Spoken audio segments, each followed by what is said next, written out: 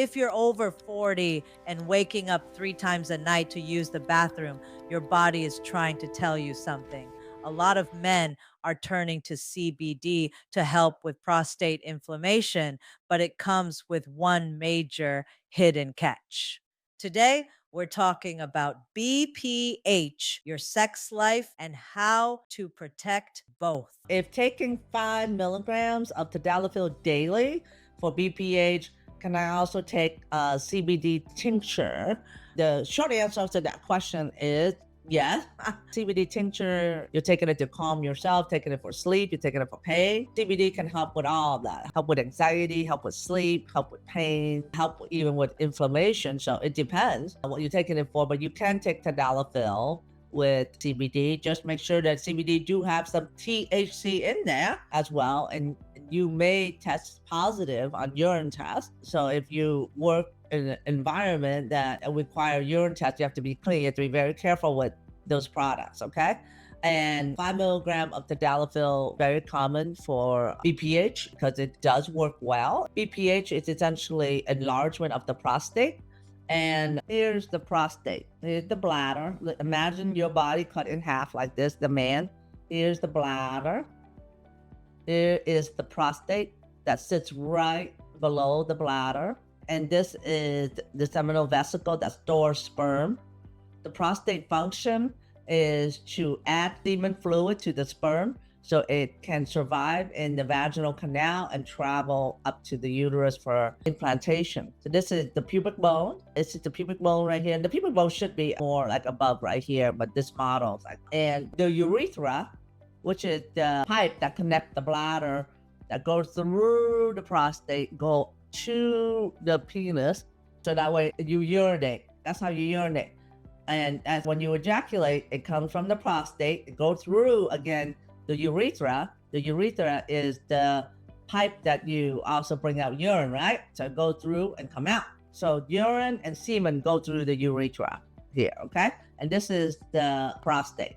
Oftentimes, the prostate can be palpated or touched by just external, right underneath the scrotal area. At least you can touch it and feel the prostate. And in some men, I do ultrasound to look at the prostate. And in some men, it's about 2 centimeters or 1 inch just below the skin.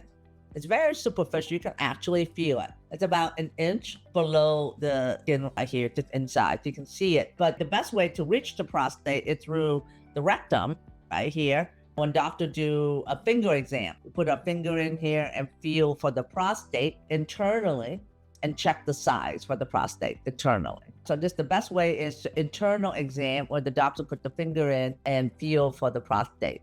And if you're a man and now it's over 40, you should get your prostate checked through finger exam as well as getting a PSA.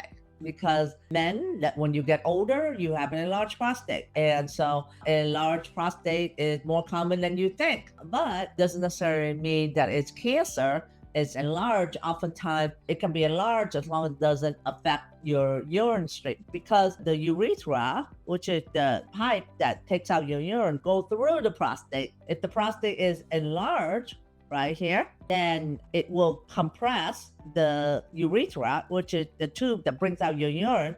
It will compress the urethra. And therefore, that's why you have symptoms of decreased stream. The stream is not as long when you're younger, and that's why it takes you longer to urinate. Also, sometimes you have to do double void because when you go urinate, you don't empty everything in the bladder because the prostate's clamping down on that. Other symptoms is that you tend to leak when you're not urinating, and other symptoms is also nighttime. At nighttime, you go like 2, 3 times, 4 times a night to go to the bathroom. So when you have enlarged prostate, it affects your sleep. You have to get up and go to the bathroom. And enlarged prostate doesn't necessarily cause ED, but indirectly can cause ED because it's interfering with your sleep and it's causing you stress to manage the symptoms. And also there's a nerve, the nerve that goes to the penis lies on top of the prostate. Sometimes when the prostate is enlarged, it can affect that nerve as well. So enlarged prostate directly does not cause ED, but indirectly can also contribute to ED, but not the primary factor, all right? And the reason why men that are older have enlarged prostate because of low testosterone, as well as inflammation. Drinking a lot of liquor can cause inflammation of the prostate. But interestingly, men that have at least 3 times sexual intercourse in a week tend to have less enlargement of the prostate and less prostate cancer and live longer.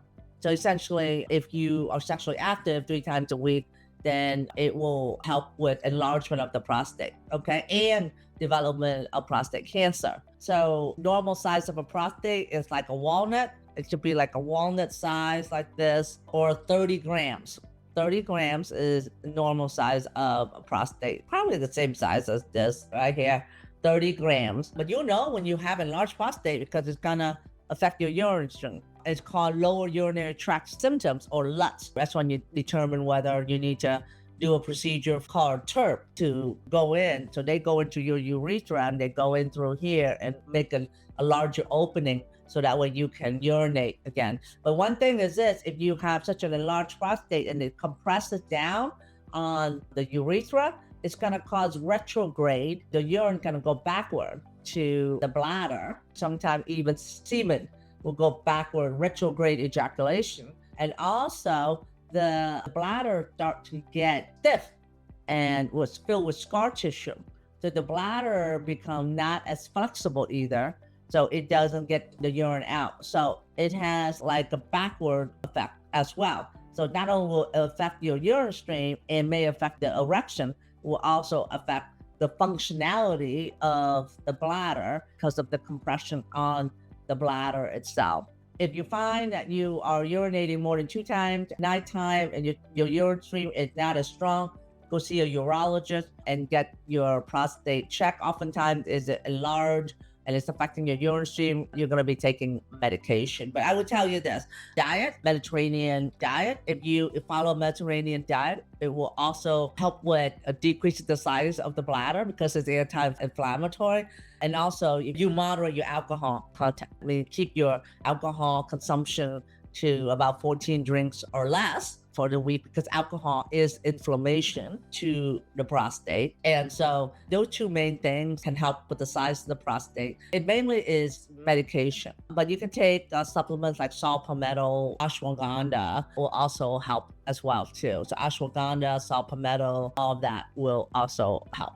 And we have that available as prostate support. Prostate support is in our store at ED No More. All the ingredients that you need to help with inflammation of the prostate. Now, the prostate is a very, very complex structure. It is between the bladder, then it's between the penis, and it affects your erection, it affects your semen. It also affects the bladder. It can cause retrograde ejaculation. It can cause sometimes so much enlarged you can't even get the semen out as well. You definitely need to get it checked. Don't ignore it because it could also be cancer. Cancer is small, but could also be, but especially you need to get it monitored if you have a family history of prostate cancer. I like to talk about the prostate and what it is because it's very common for men. And if you're 50 years old, 50% of you will have an enlarged prostate.